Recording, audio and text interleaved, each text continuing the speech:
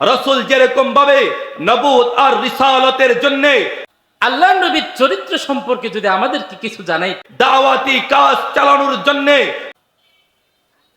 হযরতে আয়েশা রাদিয়াল্লাহু তাআলা আনহার কাছে এক সাহাবী এসে জিজ্ঞেস করলেন, আম্মা জান, আল্লাহ নবীর চরিত্র সম্পর্কে যদি আমাদেরকে কিছু জানাইতেন। আম্মা জান আয়েশা রাদিয়াল্লাহু তাআলা আনহা বললে, আরে তোমরা কি কোরআন পড়ো না? গোটা কোরআনটাই তো মুহাম্মদ সাল্লাল্লাহু আলাইহি ওয়াসাল্লামের জীবনী। কোরআন যা নবীও তা, নবীও যা কোরআনও তা। সুবহানাল্লাহ পড়ে। সুতরাং যারা আমার নবীকে নিয়ে অবমাননা করবে, যারা কোরআনকে নিয়ে অবমাননা করবে, এই 90% মুসলমানের দেশে তাদের বেঁচে থাকার কোনো অধিকার নাই। যেই কোরআন আমার নবীর মাধ্যমে আল্লাহ তাআলা আমাদের পর্যন্ত পৌঁছাইলে, নবীর জীবনী পড়ে দেখেন আমার নবী এই কোরআনকে আমাদের পর্যন্ত পৌঁছানোর জন্য কত কষ্ট করছেন। সেই পাহাড়ের চূড়ায়, যেই পাহাড়ের চূড়ায় আমরা গাড়ি দিয়ে উঠি, তা ফের 4000 ফুট উপরে, সেই 4000 ফুট উপরে আমার নবী পায়ে হেঁটে উঠেছেন শুধুমাত্র দাওয়াত দেওয়ার জন্য। তাইফে গিয়েছেন, আল্লাহ নবীকে, আমার নবীকে রক্তাক্ত করা হয়েছে। আমার নবীর পায়ের সাথে, পায়ের জুতার সাথে পাটা রক্ত দিয়ে লেগে গিয়েছে, শক্ত হয়ে লেগে গিয়েছে। যদি একটু চিন্তা করেন, আমাদের তো সামান্য হাত কাটা গেলে কত কষ্ট লাগে। মাঝে মাঝে একা একা বসে নবীর সিরাত নিয়ে চিন্তা করবেন যে আমার নবী কত কষ্ট করেছেন আমাদের পর্যন্ত দিন পৌঁছানোর। 4000 ফুট উপরে পায়ে হেঁটে উঠেছেন তায়েফবাসীকে দাওয়াত দেওয়ার জন্য। তারপরও তারা দাওয়াত কবুল করে নাই, বরং আমার নবীকে আঘাতের পর আঘাত করেছেন, রক্তাক্ত করেছে। আমার নবী বসে আছেন, পাহাড়ের ফেরেশতারা চলে আসলো, ডাক দিয়ে বলল, ইয়া রাসূলুল্লাহ, ইয়া হাবিবাল্লাহ, আপনি শুধু একবার অর্ডার দেন, আপনার অর্ডারের সাথে সাথে তায়েফের 2 পাশের পাহাড় দিয়ে আমরা তাদেরকে চূর্ণ বিচূর্ণ করে ফেলবো। আমার নবী বলেছেন, ও ফেরেশতারা শুনে নাও, আমি রহমত হিসেবে প্রেরিত হয়েছি। ওয়া মা আরসালনাকা ইল্লা রাহমাতাল লিল আলামিন, আমি নবীকে পাঠানো হয়েছে রহমত স্বরূপ। আজকে তাদেরকে দাওয়াত দিয়েছি, তারা দাওয়াত কবুল করে নাই। এমন একটা দিন আসবে যেদিন তায়েফবাসী সকলে ঈমান গ্রহণ করে ফেলবে। আল্লাহু আকবার। আমার নবীর সেই দিনে কষ্ট এবং মুজাহাদার ফলে আজকে তায়েফে 100% মুসলমান। আজকে সারা বিশ্বে কোটি কোটি মুসলমান। আমাদের মনে হচ্ছে যে এমনি মুসলমান, আমরা ইসলাম পেয়ে গেছি, ঈমান পেয়ে গেছি। কিন্তু যখন চিন্তা করবেন আমার নবী এই ঈমানকে, এই কোরআনকে আমার পর্যন্ত পৌঁছাতে এই আমার নবী কত কষ্ট করেছেন, সাহাবায়ে কেরাম কত ত্যাগ স্বীকার করেছেন, শুধুমাত্র এই ঈমানটাকে আমাদের পর্যন্ত পৌঁছে দিয়ে আমাদেরকে জান্নাতের বাসিন্দা বানানোর জন্য। চিন্তা করেন, আমাদের শান্তির জন্য, পরকালের শান্তির জন্য আমার নবী নিজের জীবন উৎসর্গ করে দিয়েছেন। সেখানে যখন আমার নবীর নামে কটূক্তি করা হয়, আমার কোরআন নিয়ে কটূক্তি করা হয়, তখন দেশের 90% মুসলমান বসে থাকতে পারে না। ভাইরা আমার, সজাগ থাকতে হবে। দেশের মধ্যে যাই করেন, কোরআনের বিরুদ্ধে, আমার রাসূলের বিরুদ্ধে যখন যে কেউ কোনো কথা বলবে, কে কে আমার নবীর জন্য, কোরআনের জন্য রাস্তায় নামতে প্রস্তুত আছেন ইনশাআল্লাহ। এটা শুধু মুখের কথা নয়, জবানের কথা হতে হবে। আমার রাসূলকে নিজের ফ্যামিলি, নিজের জীবন থেকেও বেশি ভালোবাসতে হবে। হযরত ওমর রাদিয়াল্লাহু তাআলা আনহু একবার আমার রাসূলকে বললেন, ইয়া রাসূলুল্লাহ, আমি তো আপনাকে আমার ফ্যামিলি থেকে বেশি ভালোবাসি। আল্লাহর নবী বললেন, ওমর, যতক্ষণ পর্যন্ত তুমি আমি নবীকে নিজের জীবনের চেয়েও বেশি ভালো না বাসবে, ততক্ষণ পর্যন্ত তোমার ঈমান পরিপূর্ণ হবে না। এবার হযরত ওমর বললেন, ইয়া রাসূলুল্লাহ, আজকে থেকে, এই মুহূর্ত থেকে আমি ওমর আমার ফ্যামিলি এবং আমার নিজের জীবনের চেয়েও আপনাকে বেশি ভালোবাসি। আল্লাহু আকবার। এবার নবী বললেন, ইয়া ওমর, এখন তোমার ঈমানটা পরিপূর্ণ হয়ে গেল, সুতরাং নিজের ফ্যামিলির চেয়েও, নিজের জীবনের চেয়েও যাকে বেশি ভালোবাসতে হবে সেই মানুষটার নাম কি? কথা বলেন। মুহাম্মদ সাল্লাল্লাহু আলাইহি ওয়াসাল্লাম। এই কথা শুধু মুখের নয়, আপনার আত্মাকে জিজ্ঞেস করুন, আপনার মনকে জিজ্ঞেস করুন। আপনার মন কি আপনার স্ত্রী থেকে, আপনার সন্তান থেকে, আপনার নিজের জীবন থেকে আমার রসুলকে বেশি ভালোবাসে কি? যদি আপনার ভিতর থেকে উত্তর আসে হ্যাঁ, তুমি রসুলকে তোমার জীবনের চেয়ে, সন্তানের চেয়ে, তোমার স্ত্রীর চেয়েও বেশি ভালোবাসো, তখন মনে করবেন যে আপনি পরিপূর্ণ ঈমানদার। রসুলের কাছে আপনি তার প্রিয় উম্মত, এটা তখন আপনি বিশ্বাস করতে পারেন। তো এই কোরআন যেখানেই লেগেছে, যেখানে এসেছে, সেই জায়গাকে, সেই সময়কে, সেই স্থানকে যিনি দামি বানিয়ে দিয়েছেন তিনি কে? আরো জোরে বলুন, তিনি কে? আল্লাহ। ভাইরা আমার, এই কোরআন শুধু আমাদের জীবনের মধ্যে শৃঙ্খলা আনে না, এই কোরআনের মাধ্যমেই আমাদের আত্মা পরিশুদ্ধ হয়, এই কোরআনের মাধ্যমে আমাদের রোগ দূর হয়। কোরআনে পাক আল্লাহ তাআলা ইরশাদ করেন, ওয়ানুনাজ্জিলু মিনাল কুরআনি মা হুয়া শিফাউ ওয়া রাহমাতুল লিল মুমিনিন। আল্লাহ তাআলা বলেন, ও দুনিয়ার মানুষ শুনে নাও, আমি আল্লাহ তোমাদের জন্য এমন এক কোরআন নাজিল করলাম, যেই কোরআনটাকে আমি তোমাদের জন্য শিফা হিসেবে নাজিল করেছি। শিফা মানে হচ্ছে আরোগ্য। মনোযোগ দিয়ে শুনেন, তাফসীর কারকগণ বলেন, কোরআনের এই আয়াতের মধ্যে শিফা দ্বারা উদ্দেশ্য হলো আত্মার রোগ এবং শারীরিক রোগ। মানুষের রোগ হচ্ছে দুই প্রকার। কয় প্রকার? মনোযোগ দিয়ে শোনেন, মানুষের রোগ কয় প্রকার? দুই প্রকার। এক নাম্বার আত্মার রোগ, দুই নাম্বার শারীরিক রোগ। আপনারা কথা বলেন না, হুজুর আসবেন ইনশাল্লাহ, হুজুরের বয়ান শুনতে পারবেন। এক নাম্বার রোগ কি? আরো জোরে বলেন, সবাই বলেন, পিছন থেকে আওয়াজ করেন। এক নাম্বার রোগ কি? আত্মার রোগ। দুই নাম্বার শারীরিক রোগ। মুফাসসিরিনে কেরাম বলেন, এই কোরআন তেলাওয়াত করলে শুধু আত্মার রোগই দূর হয় না, বরং যারা বেশি বেশি কোরআন তেলাওয়াত করে আল্লাহ তাআলা তাদের শারীরিক রোগও দূর করে দেন। আর একটু জোরে বলেন সুবহানাল্লাহ। এই কোরআনের মাধ্যমে আত্মার রোগ দূর হয়। আলা বিযিকরিল্লাহি তাতমাইন্নুল কুলুব। আল্লাহ তাআলা কোরআনে বলে দিয়েছেন, জিকিরের মাধ্যমে আত্মা সমূহ প্রশান্তি পায়। হাদিসের মধ্যে আল্লাহ নবী বলেন, আফজালুজ যিকরি তিলাওয়াতুল কুরআন। সবথেকে উত্তম জিকির হলো তিলাওয়াতে কুরআন। সুতরাং যারা বেশি বেশি কোরআন তেলাওয়াত করবে, আল্লাহ তাআলা তাদেরকে মানসিক প্রশান্তি দান করবেন। মানসিক প্রশান্তি বুঝেন? একজনের কোটি কোটি টাকা আছে, গাড়ি আছে, বাড়ি আছে, তারপরও মনের মধ্যে শান্তি নাই। এমন মানুষ আমাদের মধ্যে আছে না? কথা বলেন। আবার আরেকজনের টাকা নেই, তিন বেলা ঠিক মতো খেতে পারে না, রিক্সা চালায়, গার্মেন্টসে চাকরি করে, যে বেতন পায় এই বেতন দিয়ে তিন বেলা ঠিক মতো খাওয়াও কঠিন হয়ে যায়। আরো গরিব মানুষ আছে, মিসকিন আছে, তিন বেলা খেতে পারে না ঠিক, কিন্তু ঠিক মতো নামাজ আদায় করে, আল্লাহর জিকির করে তাদের অন্তরটা সব সময় প্রশান্ত থাকে।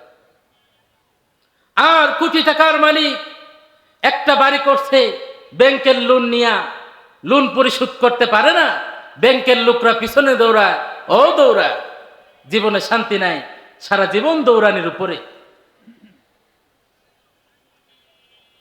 তার রোগ হলে রোগের চিকিৎসার জন্য যেতে হয় সিঙ্গাপুর অথবা ইন্ডিয়া, মালয়েশিয়া। এক রোগের চিকিৎসা করাতে 40-50 লাখ টাকা খরচ হয়ে যায়। আর আরেকজনের রোগ হয় সদর হাসপাতালে গিয়া 5 টাকার নাপাকে তার অসুখ সেরে যায়। ঠিক কিনা? এই জন্য মানসিক শান্তিটাই হচ্ছে মূল। আপনার যত টাকা পয়সাই থাকুক, যত কিছুই থাকুক, আপনার যদি মানসিক শান্তি না থাকে, দুনিয়াতে আপনার কিছুই নেই। মানসিক শান্তি নাই মানে আপনার দুনিয়াতে বেঁচে থেকে লাভই নেই। দুনিয়াতে হাঁটবেন, চলবেন, গাড়িতে চড়বেন, এসির নিচে ঘুমাবেন, আপনার শরীরটা এসির নিচে থাকবে, কিন্তু মনের মধ্যে সব সময় জ্বালা থাকবে, এই চিন্তা ওই চিন্তা থাকবে। আর রিকশাওয়ালা বাড়িতে গিয়ে টিনের ঘরে ঘুম দিবে, ফজরের নামাজ জামাতের সাথে আদায় করবে, তার মনের মধ্যে কোনো চিন্তা নেই। এই জন্য আল্লাহ তাআলা বলেন, আলা বিযিকরিল্লাহ তাতমাইন্নুল কুলুব। যখন তোমাদের মধ্যে পেরেশানি চলে আসে, ডিপ্রেশনে চলে যাও, তখন তোমরা কোরআনের তেলাওয়াত করো। ঘরে কারোর সাথে ঝামেলা হয়েছে, বাহিরে ঝামেলা হয়েছে, আর্থিক সমস্যায় পড়ে গেছো, কোরআন তেলাওয়াত করো। এমন বিপদে পড়ে গেছো, কারো কাছে মুখ খুলে বলার মতো সুযোগ নাই, কারো কাছে বলতেও পারছো না, আমি আল্লাহর কালাম তেলাওয়াত করো, আমি আল্লাহ তোমার অন্তরের মধ্যে প্রশান্তি দিয়ে দেব। এই কোরআনের মাধ্যমে জীবনে প্রশান্তি আসে। যে কোনো সমস্যা এই কোরআন আপনার সমাধান দেবে। এই হচ্ছে আপনার আত্মার রোগ দূর করবে। মুফাসসিরিনে কেরাম বলেন, এই কোরআন যেমন আত্মিক প্রশান্তি দান করে, ঠিক তেমনি ভাবে এই কোরআনের মাধ্যমে মানুষের শারীরিক রোগও দূর হয়। কিভাবে দূর হয়? জাপানের একজন বিজ্ঞানী ছিলেন, তার নাম হলো মাসারু ইমোতো। আপনারা গুগলে সার্চ করলে পাবেন। সে 25 বছর লাগাতার পানি নিয়ে গবেষণা করেছে, পানির উপর রিসার্চ করেছে। এই রিসার্চের এক পর্যায়ে সে পানির উপর সাউন্ডের ইফেক্ট দেওয়া শুরু করলো। পানির পাশে বিভিন্ন সাউন্ড রেখে রেখে সেই পানির গবেষণা শুরু করলো। যখন মিউজিকের সাউন্ড পানির পাশে রাখলো, সে দেখতে পেল পানির যে ক্রিস্টালের আকৃতি আছে, এই আকৃতিটা অনেক পেঁচানো। বিভিন্ন সাউন্ড দিয়ে দেখলো, সব সাউন্ডই বিভিন্ন ধরনের পেঁচানো থাকে। সর্বশেষ সে কোরআন তেলাওয়াতের সাউন্ড দিয়ে এই পানির উপর গবেষণা করলো। কোরআন তেলাওয়াতের সাউন্ড পানির পাশে রেখে দিল। সেই গবেষণার পর স্বীকৃতি দিয়েছে, আমি আমার জীবনের 25 বছর পানির উপর যে গবেষণা করেছি, এই গবেষণার মধ্যে সাউন্ড ইফেক্ট দিয়ে যেই গবেষণাটা করেছি, এই সাউন্ডের মধ্যে সব থেকে স্বচ্ছ আকৃতির পেয়েছি যখন কোরআনের সাউন্ড আমি দিয়েছি। সুবহানাল্লাহ পড়বেন না? একটু মনোযোগ দিয়ে শুনেন, বুঝবেন। তার মানে কোরআন তেলাওয়াত যখন করা হয়, তখন পানির আকৃতিটা স্বচ্ছ আকার ধারণ করে, পানিটা অনেক স্বচ্ছ হয়ে যায়। মানুষের শরীরে কত ভাগ পানি আপনারা জানেন? কেউ জানেন? বলতে পারবেন? 50 থেকে প্রায় 65 ভাগ মানুষের শরীরের পানি। কত ভাগ? প্রায় 65 ভাগ মানুষের শরীরে পানি। যখন আপনি এই কোরআন তেলাওয়াত করবেন, আপনার শরীরের 65 ভাগ অংশ ভালো আকৃতি ধারণ করবে, ভালো অবস্থায় থাকবে, তখন আপনি এমনিই সুস্থ হয়ে যাবেন। বুঝছেন? বানানো কথা না, জাপানের বিজ্ঞানী এই গবেষণা করেছে।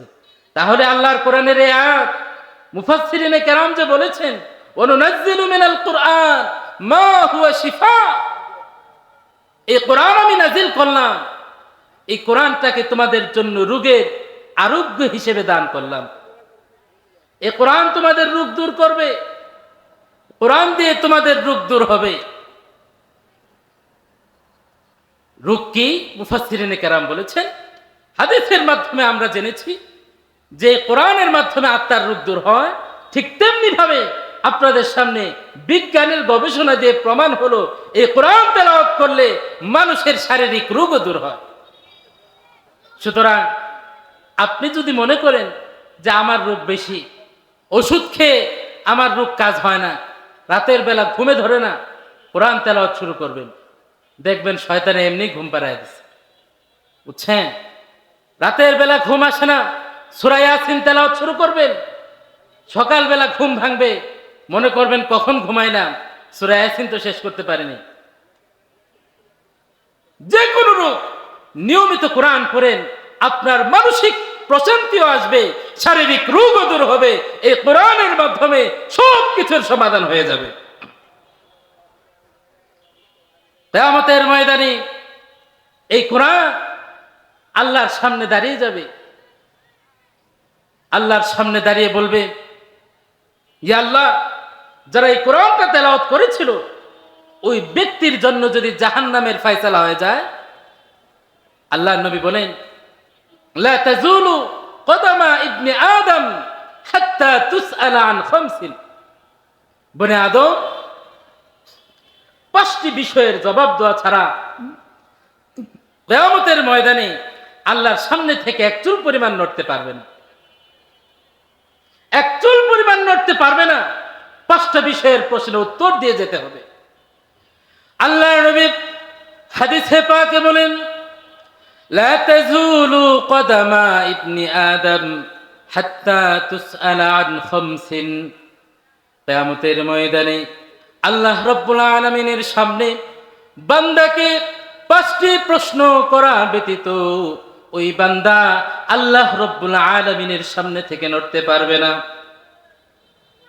1 নাম্বার হচ্ছে আন উমরিহি ফিমা আফনাহু।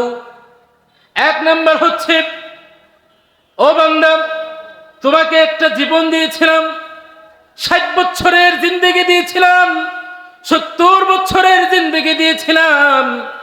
এই জীবনটা তুমি কিভাবে কাটালে? এই জীবনটা কোথায় কাটালে? কার সাথে কাটালে? কোথায় গিয়ে কাটালে?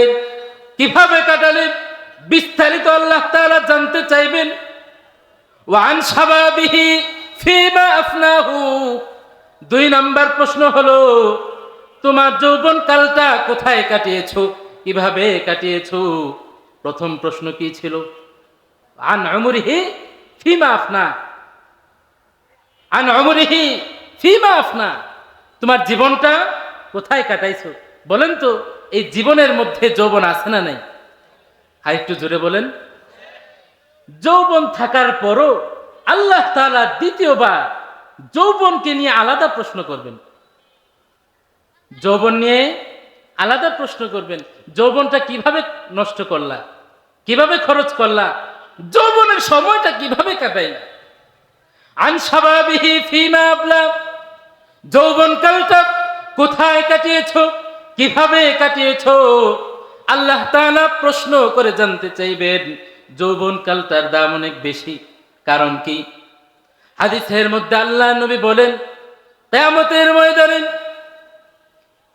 একদল বৃদ্ধ এমন হবে যারা যৌবনকালে অনেক ইবাদত করেছে, কিন্তু শেষ জীবনে এসে বিছানায় পড়ে গেছে, ইবাদত করতে পারে নাই। বিছানায় পড়ে গেছে, ইবাদত করতে পারে নাই। যেই মানুষটা যৌবনকালে ইবাদত করলো, ওই মানুষটা যখন বৃদ্ধ হয়ে বিছানায় পড়ে গেল, আল্লাহ তাআলা ফেরেশতাদেরকে ডাক দিয়ে বলবেন, ও আমার ফেরেশতারা, দেখো তো আমার বান্দার যৌবনকালটা কিভাবে কাটিয়েছে, যৌবনকালে কি ইবাদত করেছে নাকি নষ্ট করে দিয়েছে। আল্লাহ তাআলা বলবেন, দেখো যৌবনকালের অবস্থা কি। ফেরেশতা বলবে, আল্লাহ, আপনার বান্দা যৌবনকালে ইবাদত করে কাটিয়েছে, আপনার সেজদায় কাটিয়েছে, দোয়া করে কাটিয়েছে, তওবা করে কাটিয়েছে, আপনার সান্নিধ্যে কাটিয়েছে।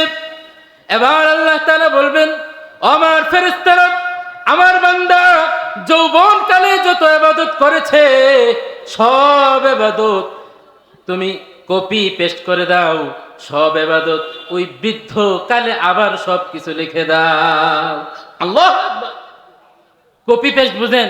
যারা যুবক আছে বুঝবেন। কপি পেস্ট বুঝেন? কপি করে এখানে একটা লেখা আছে, এটা কপি করবেন, হুবহু যেভাবে আছে সেভাবে আরেক জায়গায় নিয়ে এটা আপনি পেস্ট করতে পারবেন। আল্লাহ তাআলা বলবেন, দেখো তার যৌবনকালটা কিভাবে কাটাইছে, যৌবনকালে যা যা ইবাদত করেছে সব কিছু তার বৃদ্ধকালের আমলনামায় লিখে দাও।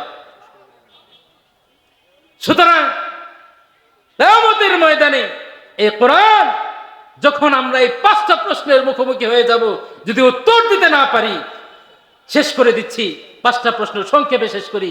2 নম্বর ছিল যৌবনটা কোথায় কাটাইলাম, 3 নম্বর হচ্ছে আন মালিহি মিন আইনা ইকতাসাবাহু, তোমার সম্পদ কিভাবে উপার্জন করলা, তোমার সম্পদ বৈধ পন্থায় উপার্জন করছো না অবৈধ পন্থায় উপার্জন করছো, মানুষের গলা টিপে টাকা উপার্জন করছো নাকি নিজে কষ্ট করে উপার্জন করছো, আরেকজন কষ্ট করে উপার্জন করেছে সেই টাকা মেরে দিয়েছো নাকি নিজে কষ্ট করে উপার্জন করেছো, ওয়াফিমা আনফাকাহু, আর যা উপার্জন করলা সেই উপার্জনটা কোথায় খরচ করছো।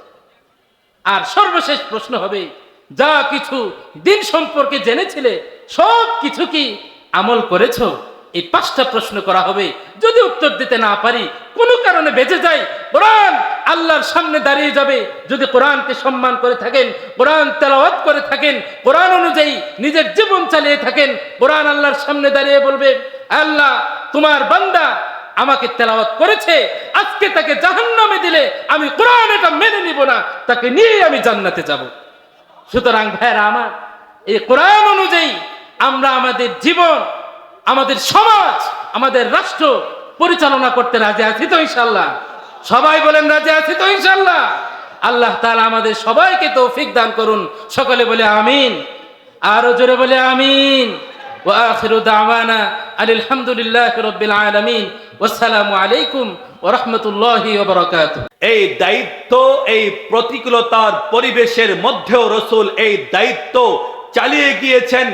এর জন্যে নির্যাতিত হয়েছেন, এর জন্যে রক্তাক্ত হয়েছেন, এর জন্যে অপমান সহ্য করেছেন, এর জন্যে দেশান্তরিত হয়েছেন, এর জন্যে আল্লাহর পক্ষ থেকে এর মাধ্যমে আল্লাহ তাআলা রাসূলের মর্যাদাকে বাড়িয়ে দিয়েছিলেন। জোরে কোন ঠিক কিনা?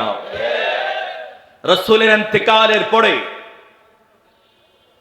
আল্লাহর রাসূল সাল্লাল্লাহু আলাইহি ওয়াসাল্লাম সাহাবায়ে কেরামের মাধ্যমে এই নবুয়ত আর রিসালাতের দায়িত্ব কিয়ামত পর্যন্ত আনে ওয়ালা উম্মতের এই রাহনুমাই, এই নবুয়ত আর রিসালাতের যে জিম্মাদারি, এটা উম্মতের উলামায়ে কেরামকে দিয়ে গিয়েছেন।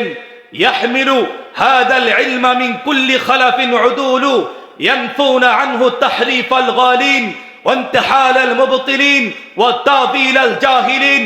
রাসূল যেরকম ভাবে নবুয়ত আর রিসালাতের জন্য দাওয়াতি কাজ চালানোর জন্য মাঝে মধ্যে কখনো বাধার সম্মুখীন হয়েছেন, কখনো কাফেরদের ষড়যন্ত্রের শিকার হয়েছেন, কখনো অপবাদ দিয়েছে, রাসূলকে পাগল বলেছে, রাসূলকে গণক বলেছে, রাসূলকে জাদুকর বলেছে, রাসূলকে কবি বলেছে।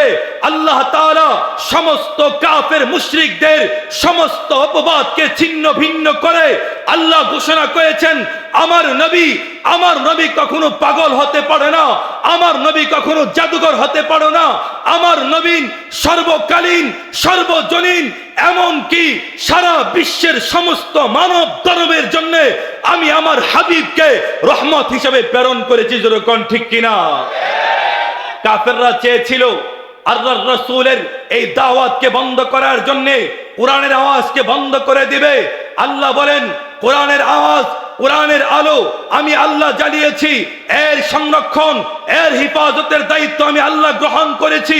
সুতরাং শুনে রাখো, কিয়ামত পর্যন্ত কোরআনের বিপক্ষে যারা অবস্থান করবে এবং যারা করেছে, যারা কোরআনের বিপক্ষে অবস্থান করেছে, ইসলামের বিপক্ষে অবস্থান করেছে, তারা যেরকম ভাবে দুনিয়া এবং আখিরাতের মধ্যে লাঞ্ছিত হয়েছে, অপমানিত হয়েছে, জাহান্নামের কীট হয়েছে, অদূর ভবিষ্যতে ইসলামের বিপক্ষে, কোরআন আর সুন্নাহর বিপক্ষে যারা অবস্থান করবে তাদের পরিণাম এর চাইতে বেশি ভালো হবে না। জোরে কোন ঠিক কিনা?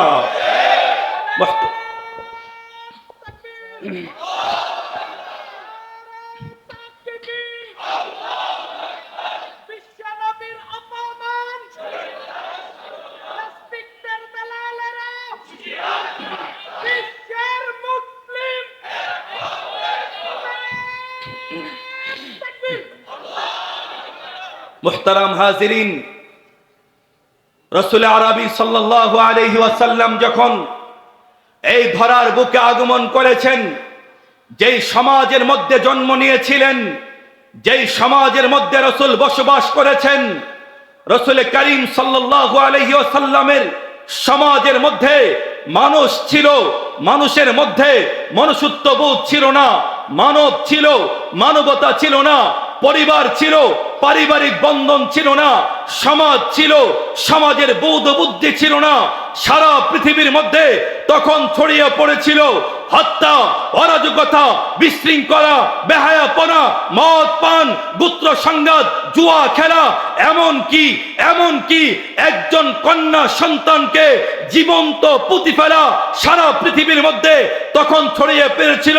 লুটতরাজ, সন্ত্রাসী, চাঁদাবাজি, ইফতিজিং সহ সমস্ত অপরাধ যখন ছড়িয়ে পড়েছিল, আল্লাহ তাআলা রাসূলকে নবুয়ত আর রিসালাত দিয়ে দায়িত্ব দিয়েছেন মাত্র 23 বছর জিন্দেগিতে একটা বর্বর অসভ্য জাতিকে তিনি খায়রুল কুরুন করনি সুম্মাল্লাযীনা ইয়ালুনহুম মাত্র 23 বছর বয়সে একটা বর্বর অসভ্য জাতিকে সোনালী জাতি উপহার দিয়েছিলেন। এমন কোন শক্তির মাধ্যমে দিয়েছিলেন? দুনিয়ার কোন তন্ত্র মন্ত্রের মাধ্যমে নয়, একমাত্র আল্লাহর কোরআনের মাধ্যমে একটা বর্বর অসভ্য জাতিকে মাত্র 23 বছরে একটা সোনালী জাতি উপহার দিয়েছেন। যেরকম ঠিক কিনা?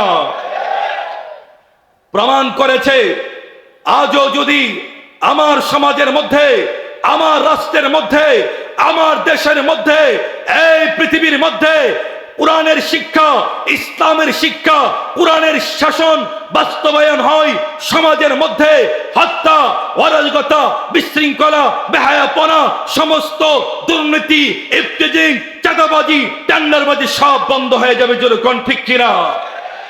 কোরআনের শাসন ছাড়া মুহতারাম হাজিরিন, সমাজকে যদি পরিবর্তন করতে চাও, সমাজের জনগণ এবং নাগরিক যদি একটি আদর্শ নাগরিককে রূপান্তরিত করতে চাও, তাহলে মানব রচিত আইন বাদ দিয়ে একমাত্র কোরআনের শাসন, ইসলামের শাসন যদি সমাজের মধ্যে প্রতিষ্ঠা করা হয়, তাহলে সমাজের মানুষের পরিবর্তন হবে। যেরকম ঠিক কিনা? বিশ্বনবী রাহমাতুল লিল আলামিন কোরআনের শাসন, আদল ইনসাফের শাসন নিজের মধ্যে চালু করেছিলেন, পরিবারের মধ্যে চালু করেছেন, গোষ্ঠীর মধ্যে চালু করেছেন, রাষ্ট্রের মধ্যে চালু করেছেন। আদল ইনসাফের নীতি বিশ্বনবী রাহমাতুল লিল আলামিন দেখিয়ে দিয়েছেন নিজের ব্যাপারে ইনসাফ কিভাবে প্রতিষ্ঠা করতে হয়, ফ্যামিলির মধ্যে ইনসাফ কিভাবে প্রতিষ্ঠা করতে হয়, সমাজের মধ্যে আদল ইনসাফ কিভাবে প্রতিষ্ঠা করতে হয়, বিচার বিভাগের মধ্যে, রাষ্ট্রের মধ্যে আদল ইনসাফ কিভাবে প্রতিষ্ঠা করতে হয়। আল্লাহর রাসূল আমাদেরকে শিক্ষা দিয়ে গিয়েছেন। হাদিসের পাতায় পাতায় রয়েছে আল্লাহর নবী নিজের ক্ষেত্রে ইনসাফ কিভাবে করেছেন, পরিবারের ক্ষেত্রে কিভাবে করেছেন, রাষ্ট্রের মধ্যে, বিচার বিভাগের মধ্যে কিভাবে আদল ইনসাফ প্রতিষ্ঠা করেছেন। আল্লাহর রাসূলের আদর্শ যদি আমরা গ্রহণ করতে পারি, তাহলে সমাজ পরিবর্তন হবে, রাষ্ট্র পরিবর্তন হবে, রাষ্ট্রের প্রতিটা নাগরিকের দিন পরিবর্তন হবে। যেরকম ঠিক কিনা? আল্লাহ তাআলা আমাদেরকে কোরআনের শাসনে, ইসলামী আদর্শের ছায়াতলে এসে নিজেকে প্রতিষ্ঠা করা, নিজেকে পরিবর্তন করা আল্লাহ তাআলা আমাদের সকলকে তৌফিক দান করুন। ওয়া আখিরু দাওয়ানা আলহামদুলিল্লাহি রাব্বিল আলামিন। আসসালামু আলাইকুম ওয়া রাহমাতুল্লাহি ওয়া বারাকাতুহু।